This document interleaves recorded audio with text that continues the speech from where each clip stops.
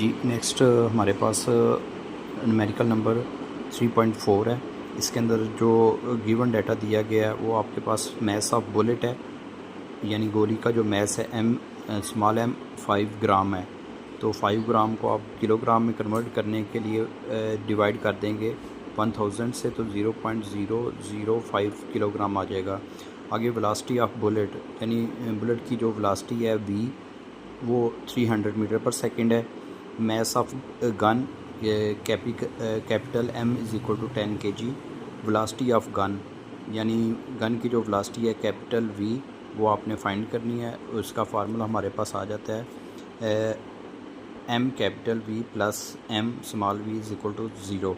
अब आपने यहाँ से फाइंड क्या करना है, कैपिटल वी, वो ये वी इधर आ जाएगा, एम इधर जाके डिवाइड हो जाएगा, इज़ इक्वल टू आ जाएगा minus M V over M.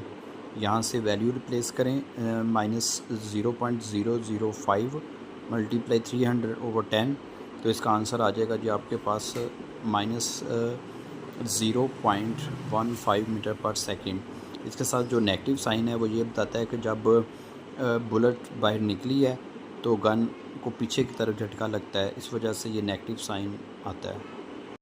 जी नेक्स्ट आपके पास न्यूमेरिकल नंबर 3.6 है। इसका गिवन डाटा क्या है, एक जो मैस ऑफ फर्स्ट कैबन है वो M1 है, 6.5 × 10³ kg, और वेलोसिटी जो फर्स्ट कैबन की है V1 वो है 0.8 मीटर पर सेकंड, और सेकंड कैबन का जो मैस है M2 वो 9.2 × 10³ 3 kg। Velocity of second cabin V2 वो 1.2 मीटर पर सेकंड है। आगे कॉमन वेलोसिटी इसकी फाइंड करनी है, और common velocity V is equal to V1 that is equal to V2। इसका मतलब क्या है, अगर V1 is equal to V2 है तो फिर ये दोनों किसके इक्वल हैं, V के। तो according to law of conservation of momentum के इनिशियल और फाइनल मोमेंटम उसका सेम रहता है, और मोमेंटम के लिए आपके लिए फार्मूला होता है P is equal to mv। अब वहाँ से आपने मोमेंटम दोनों का लिया है m1 v1 plus m2 v2, ये इसका इनिशियल मोमेंटम है, और is equal to final momentum m1 v1 prime plus m2 v2 prime. अब यहाँ से जो v1 प्राइम और v2 प्राइम है इक्वल टू v हो जाएगा, और बाकी आपके पास ये रिलेशन आ जाएगा। यहाँ से जो कॉमन इसकी वेलोसिटी v है इसको सेपरेट कर दें, तो आपके पास जो रिलेशन आ जाएगा वो आ जाएगा m1 v1 plus m2 v2 over m1 plus m2।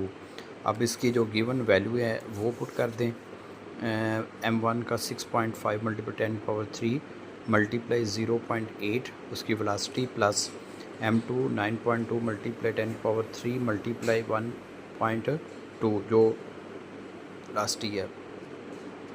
अब नेक्स्ट इसी तरह नीचे भी इसके पुट कर दें, m1 और m2 की वैल्यू पुट की, इसको सॉल्व किया। ये 10³ का मतलब है 1000 को 5.2 से मल्टीप्लाई किया तो ये आ गया 5200 प्लस 11,040 आ जाएगा। नीचे क्या आ जाएगा, इसका रिलेशन इसके साथ मल्टीप्लाई करें, ये 6500 आ जाएगा प्लस 9200 आ जाएगा, और इनको ऐड करने के बाद आंसर आ जाएगा 16240 डिवाइड 15700। जब इसको आप डिवाइड करेंगे तो ये आंसर आपके पास आ जाएगा जी 1.03 मीटर पर सेकंड।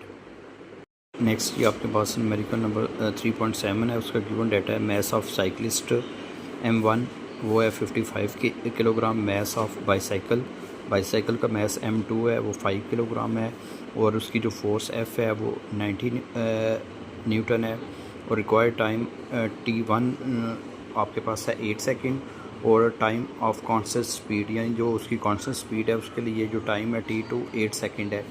अब टोटल डिस्टेंस आपने फाइंड करना है। टोटल मैस उसका आ गया जी m1 प्लस m2, और m1 और m2 को ऐड करें तो टोटल उसका जो वेट बाई साइकिल और उस आदमी का बन रहा है वो आपके पास 60 kg आ जाएगा। फॉर एक्सेलरेशन आपने न्यूटन सेकंड लॉ अप्लाई करना है, F is equal to ma। यहाँ से a सेपरेट करें तो आपके पास a की वैल्यू आ गई 1.5 मीटर पर सेकंड स्क्वायर, और फाइनल वेलोसिटी आपने फाइंड करने के लिए फार्मूला लगा लिया जी v f is equal to v i plus a t. यहाँ पे वैल्यू दर्ज करें। वैल्यू दर्ज करने के बाद आपके पास VF आ जाएगा 12 मीटर पर सेकंड। फिर आपने डिस्टेंस फाइंड करना है। डिस्टेंस फाइंड करने के लिए आपने इक्वेशन सेकंड इक्वेशन लगानी है। S1 is equal to V1 T1 plus 1/2 AT1 का स्केयर, क्योंकि आप पहला डिस्टेंस निकाल रहे हैं। इसकी वैल्यू दर्ज करने के बाद S1 आपके पास आ जाएगा 48 मीटर। इसी तरह आपने S2 फाइंड करना है, तो S2 क्या आ जाएगा, उसका कांस्टेंट वैल्यू है V मल्टीप्लाई T2, तो ये आ जाएगा 96 मीटर। अब आपने इसका टोटल डिस्टेंस फाइंड कर लेना, इसने कितना ट्रैवल किया है, तो वो आपके पास आ जाएगा जी S1 प्लस S2 48 प्लस 96, तो ये आ जाएगा जी 144 मीटर आ जाएगा टोटल डिस्टेंस जी। नेक्स्ट ये आपके पास 3.8 उसका गिवन डाटा आपके पास आ जाएगा।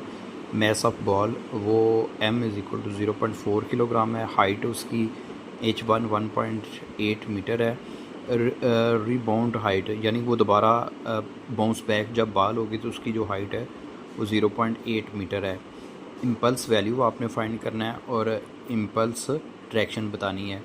तो अब इम्पल्स का जो फार्मूला आपके पास आता है वो F multiply delta T is equal to M cross delta V। अब डेल्टा V का मतलब होता है फाइनल और माइनस इनिशियल वेलोसिटी। अब यहाँ से ये फार्मूला आ जाएगा। अब हमारे पास अब VI नहीं है और ना VF है, पहले इसको फाइंड कर लेंगे। उसके लिए हमारे पास फार्मूला होता है VI is equal to 2G/H1 under root. यहाँ पे G की वैल्यू है, H1 की भी है, इसको पुट करके आपने फाइंड किया तो VI आ गया 6 मीटर पर सेकंड। इसी तरह VF निकाल लें, वो आपके पास 2G/H2 आ जाएगा। उसकी वैल्यू दर्ज करें तो VF इज़ इक्वल टू आ जाएगा 4 मीटर पर सेकंड। और इम्पल्स आपके पास आ जाएगी जी M is equal to VF minus VI, इसकी वैल्यू दर्ज करें और इम्पल्स आपके पास आ जाएगी 4 न्यूटन पर सेकंड। नेक्स्ट और लास्ट न्यूमेरिकल इस चैप्टर का है जी 3.9। उसके अंदर mass of first ball M1 वो 0.2 kg है। Mass of second ball M2 वो 0.4 kg है। वेलोसिटी V1 वो 20 मीटर पर सेकंड है और velocity of second ball V2 वो -5 मीटर पर सेकंड है। अब आपने फाइंड क्या यहाँ पे दिया गया है वेलोसिटी आफ्टर स्ट्राइक, यानी टकराने के बाद उसकी जो वेलोसिटी है फर्स्ट बॉल की वो V1 प्राइम है, वो 6 मीटर पर सेकंड है। और आपने फाइंड क्या करना है velocity after strike off second ball V2 prime. Law of conservation of momentum के मुताबिक M1 V1 plus M2 minus V2, क्योंकि वो स्ट्राइक बाउंस बैक हुई है इसलिए माइनस आ जाएगा, is equal to M1 V1 prime plus M2 V2 prime. यहाँ से क्योंकि आपने फाइंड क्या करना है V2 प्राइम, इसको हमने यहाँ से सेपरेट कर लिया, बाकी फार्मूला अरेंज करके लिखा, इसकी वैल्यू दर्ज की 0.2 मल्टीप्लाई 20 माइनस 0.4 मल्टीप्लाई 5।